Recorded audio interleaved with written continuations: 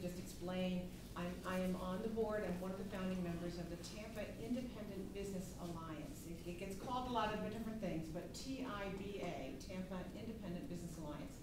And what we are is, we initially started in 2001 with businesses like, I own a bookstore, businesses like bookstore, hardware store, pharmacies, that were absolutely threatened by the first wave of big box retailers who were driving a lot of us out of business and taking our customers.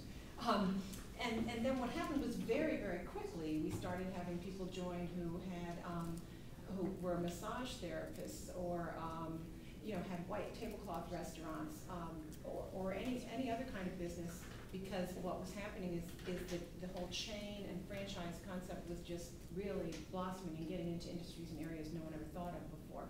So now TIBA represents everybody from a lot of restaurants and some computer parts people and design firms, architects, and bookstores, clothing stores, toy stores, you name it. Because what our focus normally is on what we contribute to the culture and the landscape of our town, and particularly in a place where tourism is very important. The fact that we are unique, diverse businesses that are not all the same that you see when you get off a plane or a bus somewhere else, but that we add character to this community, and particularly the tourism, are very important. That said, I'm going to try to really remember to just focus on jobs, because there's plenty to say about jobs and about the importance of locally owned independent businesses.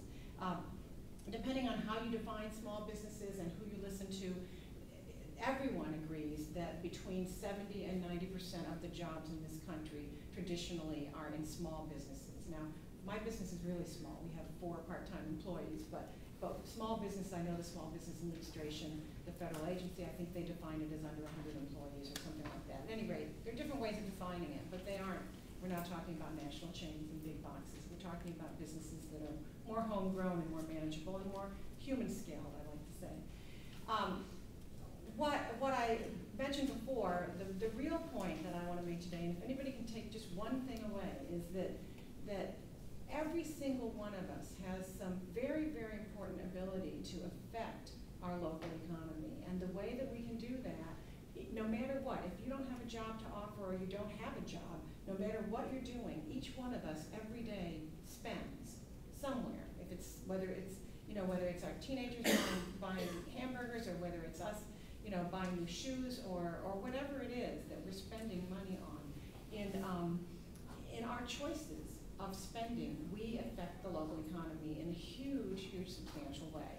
Now, I am not suggesting, and TIBA doesn't suggest, and probably very few people would suggest, that everybody completely abstain from any spending with any national chains and spend 100% locally. It's probably not possible. One of the reasons it's not possible is because of the growth of the big boxes. There are towns in Arizona where you used to be able to buy diapers on Main Street, and then a certain large big box retailer came and you had to suddenly drive 10 miles to get diapers. And then they decided that they wanted a super, what do they call them? A super something, bigger store, and a regional store. And so they closed down the one that was 10 miles away, and now people have to drive 25 miles to get diapers. That's in upstate New York and Arizona. I know a lot of communities where that's true. But having said that, the convenience of going to one of those joints is something that can't be ignored. And so I'm not suggesting that people don't ever spend money at national chains, but everyone who spends money should know that if I spend $1 at a national chain, on average 13 cents stays in the community. If I spend $1 at a locally owned independent business, on average 45 cents stays in the local community. Not only does it stay here, I also need to say, if I spend $1 online on a business that has no ties to my community, not one penny stays here. So that money stays here. I mean, it should be kind of obvious that that's going to generate jobs, because whether you are a lawyer or a landscaper or a bookkeeper or a babysitter, if the people who you get your money from don't have any money, you're not going to have any money either. And if 80%, up to 80% of the money at national chains literally leaves town in the overnight deposit, if that money is never here the next day to be spent somewhere in your community, it's not going to help keep jobs here. Traditionally, small businesses and small manufacturing was the entry into the middle class for people in this country. And that's almost gone in a lot of communities, and it's almost gone here, and it's very, very scary. But every one of us, every single day, we can choose to try and keep money here. Of course, the sales tax is very, very important. If I spend money with a locally owned independent business here, someone spends money in my store and then I go buy lunch, well actually I don't, because lunch isn't taxed. I go across the street and buy a magazine, and then that someone from there goes and buys a record or moves that money around the community. We collect sales tax not just once, but twice, 3 times as the money circulates. They say the studies show that up to 5 times as much money is available for public revenues when that initial money is spent locally, up to 5 times as much.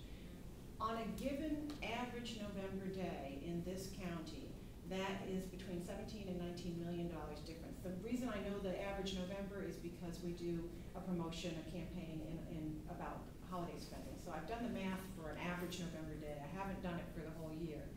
But the really telling, most important thing I'd love you to take away is the most recent studies in both San Francisco and in Grand Rapids, in the county that includes Grand Rapids, Michigan. They did studies there that showed that the economic impact specifically on jobs, if 10% of the money that is currently spent in national chains was instead spent in locally owned independents. So in other words, if you spend $20 a week at a national chain and you take $2 of that and instead spend it at a locally owned independent, that in this county that Grand Rapids is in, it would be 1,600 jobs. I can't remember how many millions of dollars. It was so many $1 million, I can't remember. Okay, $53 million payroll, increasing their employment by 0.5% for the county. That's very, very significant. They're talking about a 10% shift. They did a study in New Orleans that showed that the opposite result is also true. If 10% of money that's currently going to locally owned independents is shifted to national chains, there's a huge, significant drop in the employment. And so, I think it's kind of a no-brainer, but I think it's a no-brainer that we all have to really train ourselves on. We have whole generations of people who've never eaten in a restaurant that wasn't a chain. We have generations of people who've never been to a record store that wasn't a chain, who've never been to a clothing store that isn't a chain. And I think we need to take some responsibility for considering what our own spending is, look at it on a monthly basis, on a weekly basis, on a daily basis, whatever, and realize that we're shooting ourselves in the foot if we're spending all our money with national chains. There aren't going to be jobs in our county, in our state. There are significant studies also that show that, even though a certain amount of money stays in the county, that then there's also another big lump of it that stays in the state. So we're, if you cross the county line, you're still helping your state sales tax revenue. I guess I just think that's really important. I think it's really simple. I think it's one of the ways we can empower ourselves. And that's my message, is that, at a time when we can feel helpless and faceless, it's a time when we can say, I actually have a little bit of control over this. And I may not have the job I want. Your locally owned independent businesses are not going to have job fairs with long lines of people waiting. But we are the backbone and the foundation of the local economy. And we always have been, and we plan to continue to be. One of the other things about locally owned businesses is our resilience, our flexibility, our stamina, our stick-to-itiveness, because we own property here, our kids are in schools here. If I lay someone off, I have to see them in the grocery store. If I am in Ann Arbor, Michigan, or New York City, and I close a store here and lay people off, I don't ever have to see those people. They're not my neighbors. They're not my friends. They're not my dentist. They're not the person that mows my lawn. They're not people who I have to deal with on a daily basis. So we're here to stay, but we need help.